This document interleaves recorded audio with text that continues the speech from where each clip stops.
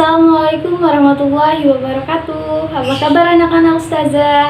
Ustazah harap kalian semua selalu dalam keadaan sehat walafiat dan selalu dalam lindungan Allah Subhanahu wa taala. Amin amin ya rabbal alamin. Perkenalkan, nama Ustazah Titi Monika, biasa dipanggil Ustazah Titi. Insya Allah Ustazah akan mengajar mata pelajaran matematika di kelas 9. Sebelum kita memasuki materi, marilah membaca basmalah. Bismillahirrahmanirrahim. Materi pada hari ini, bilangan berpangkat. Bilangan berpangkat telah kalian pelajari di kelas 7 dan 8, namun sekarang kita akan lebih mendalami lagi. Muncul pertanyaan, kenapa kita perlu belajar bilangan berpangkat? Kenapa ya? Sebagai kelas 9, kalian akan menghadapi ujian sekolah dan ujian masuk SMA. Biasanya, baik ujian sekolah maupun ujian masuk SMA, kalian akan menemui contoh soal tentang bilangan berpangkat. Dalam kehidupan sehari-hari, jika kita menghitung bilangan yang besar, maka kita perlu menyederhanakan bilangan tersebut menjadi bentuk bilangan berpangkat. Dalam bidang biologi, proses pembelahan sel 1 menjadi 2, 2 menjadi 4.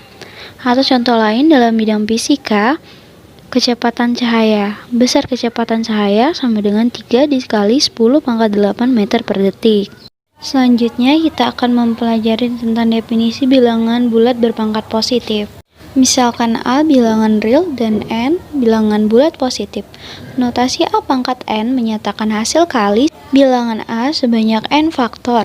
Dapat ditulis A pangkat N sama dengan A dikali A dikali A dikali A seterusnya, dan perkalian itu sebanyak N faktor. Dengan A sebagai basis bilangan berpangkat atau bilangan pokok dan N sebagai pangkatnya. Perhatikan contoh berikut.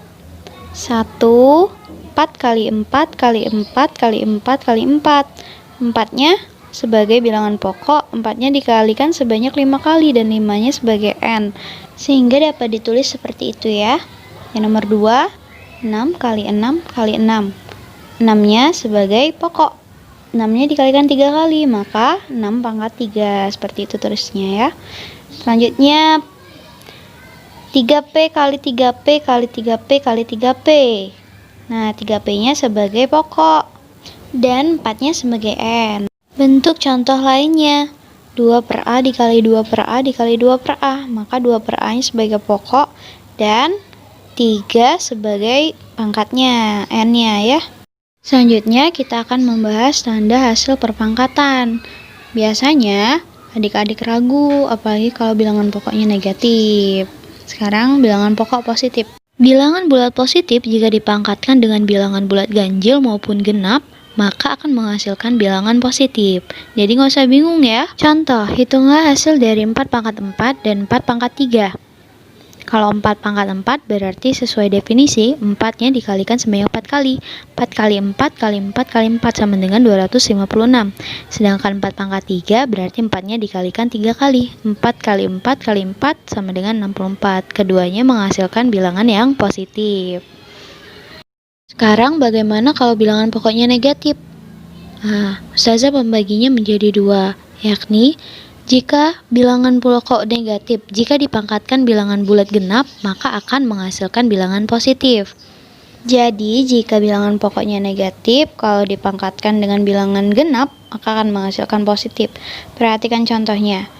Negatif 2 dipangkatkan 4, maka akan menghasilkan 16. Contoh kedua, negatif 3 pangkat 4, sama seperti 3 pangkat 4, sama dengan 81.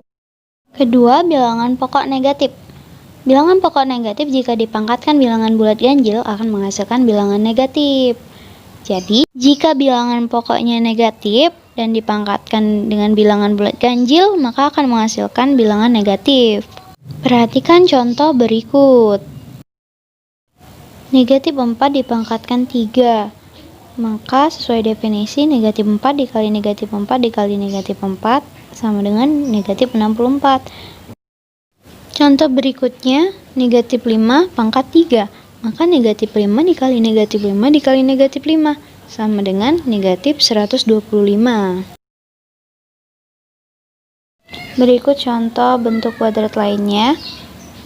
Negatif 6 pangkat 4 Karena tidak ada kurung, maka negatifnya di luar, dan buka kurung 6-nya dikalikan sebanyak 4 kali, sehingga mendapatkan hasil negatif 1296. Bentuk yang lain, negatif 3 pangkat 4, sama dengan negatif di luar kurung, buka kurung 3-nya dikalikan 4 kali, tutup kurung, maka menghasilkan negatif 81.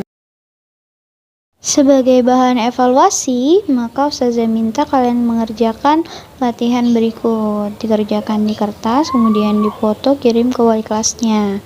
Selamat mengerjakan!